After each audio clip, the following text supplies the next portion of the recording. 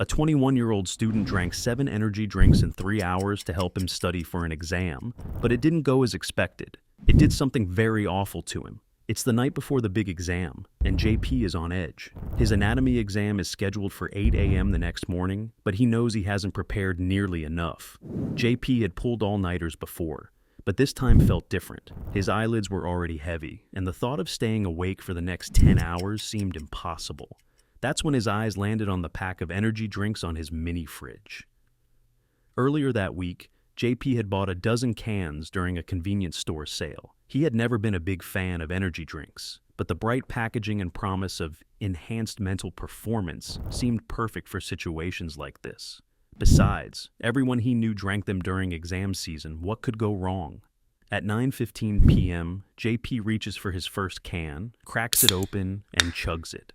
The rush is almost immediate. A surge of energy floods his body, and his mind begins to sharpen, and suddenly he feels like he's ready to study. JP sits there, humming as he flips through pages of his textbook. And that's when the crazy idea hits him. If one can of the drink works this well, imagine what 2 could do. JP reached for a second can, chugged it down, and got back to studying, barely noticing the quickened beat of his heart. But what he didn't realize was that his body was about to teach him a harsh lesson in biochemistry. Each can contains about 80 milligrams of caffeine, similar to a cup of coffee. But it's the combination with sugar and other stimulants that makes energy drinks particularly potent. These ingredients work together like a biochemical symphony, but one that's about to hit a very sour note. With each sip, JP felt himself riding a high. But an hour later, he hit his first wall. His energy started to wane. His limbs felt heavy, his eyelids started to droop, and his thoughts slowed down, kind of like a car running out of gas in the middle of a highway. This gets JP very frustrated.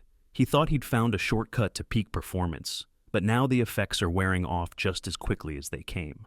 A sudden energy crash is a common effect of energy drinks. It happens because the high levels of sugar and caffeine in them provide a short-lived energy boost, followed by a crash as the effects wear off. JP's solution?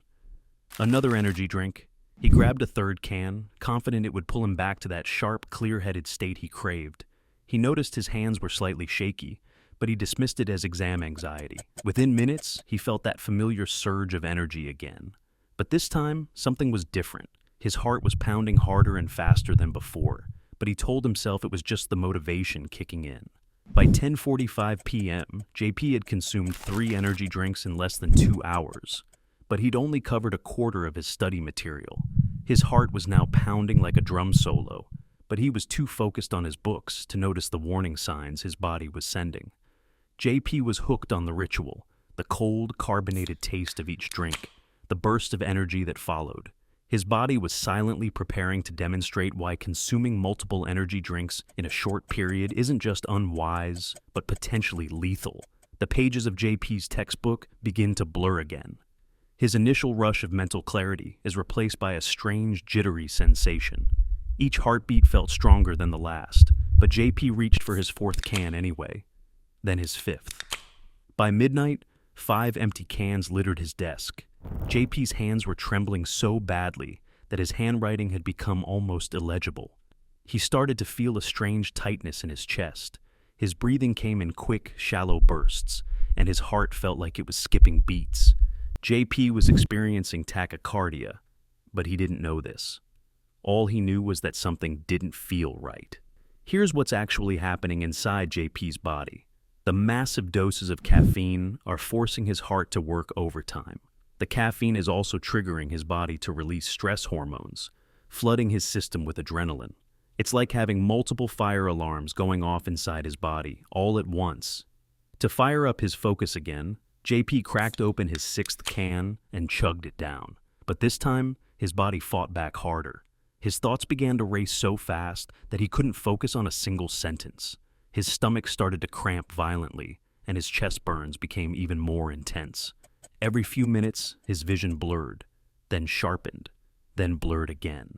But the exam was just hours away, and in his caffeine-addled mind, the only solution was, incredibly, another energy drink.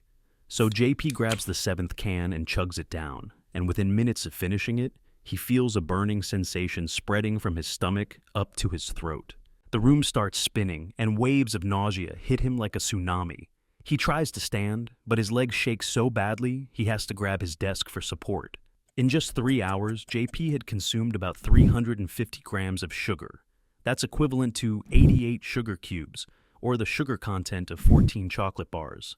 The human body isn't designed to process this much sugar in such a short time. It's like trying to force a garden hose worth of water through a drinking straw. JP stumbles to his bathroom and vomits violently. The burning in his chest intensifies. He tries to drink water, but it comes right back up. His stomach feels like it's being twisted into knots. In that panicked state, JP realized something was seriously wrong. He was trapped in a cycle of pain and discomfort. Unable to study, unable to rest, barely able to breathe.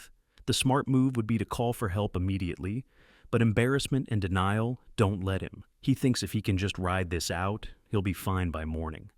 But as JP lay on his bathroom floor, his condition began to deteriorate rapidly. Cold sweats began to soak through his clothes, and his hands had gone from trembling to full-on shaking. But as the pain becomes unbearable, he fumbles for his phone and dials 911. The dispatcher answers, but before he can explain his symptoms, everything goes black. When JP opens his eyes, harsh fluorescent lights blind him, and the steady beep of medical monitors fills his ears. He's in the emergency room, surrounded by a blur of medical doctors and nurses hovering around him. His clothes have been replaced by a hospital gown, and multiple IV lines snake from his arms. He tries to remember what happened, but the events of the night feel distant, blurred by the haze of pain and exhaustion. The doctors ask if he had taken any substance, alcohol, drugs, or medications. JP says no. The doctors draw blood samples and run a battery of tests, trying to make sense of his symptoms. His heart rate is dangerously high, his blood pressure is swinging wildly, and his blood sugar levels are off the charts.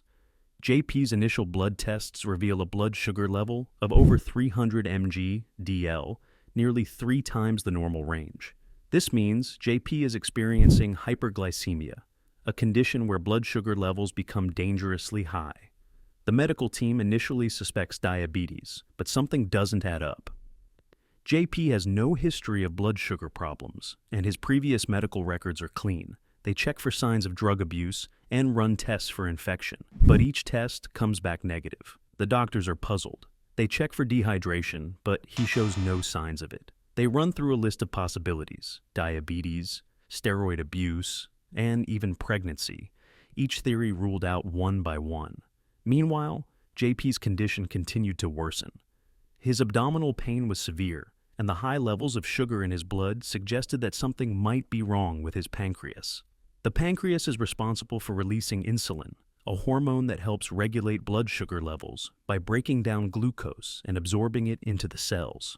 JP's pancreas didn't seem to be doing its job. Insulin wasn't being released in the way it should, and the doctors couldn't figure out why. To get a clearer picture, they perform an ultrasound, scanning JP's abdomen for any abnormalities, but the results come back inconclusive. Then they send him for a CT scan, hoping for a more detailed view. This time they find something very concerning. JP has hyperlipidemia, an excess of lipase in his blood. Lipase is an enzyme produced by the pancreas to help digest fats. When blood lipase levels are too high, it suggests that the pancreas is leaking enzymes into the bloodstream. The doctors realize that JP is suffering from pancreatitis. Usually this condition is seen in alcoholics or people with gallstones, neither of which applies to JP. Pancreatitis occurs when the pancreas essentially begins to digest itself.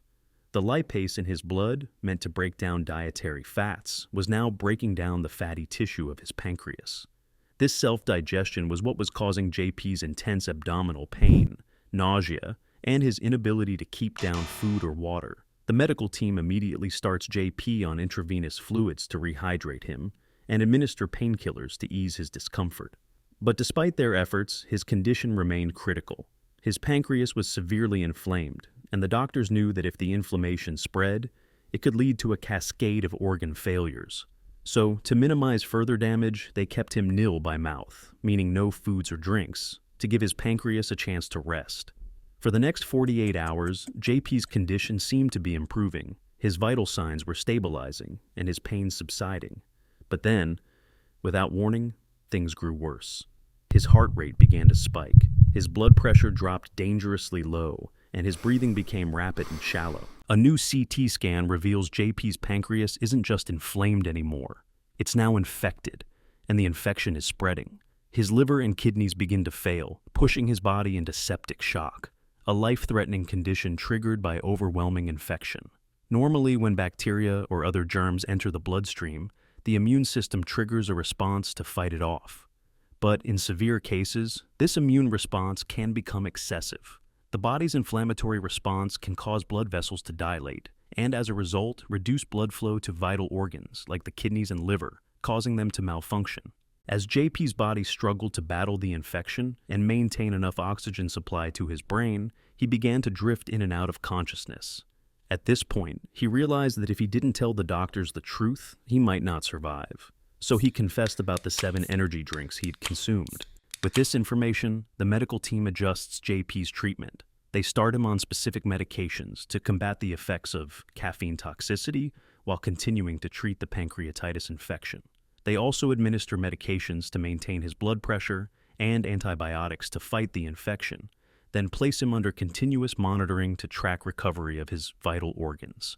Slowly, over the next several days, JP began to improve. His pancreas began to heal, his organ function stabilized, and the infection began to subside.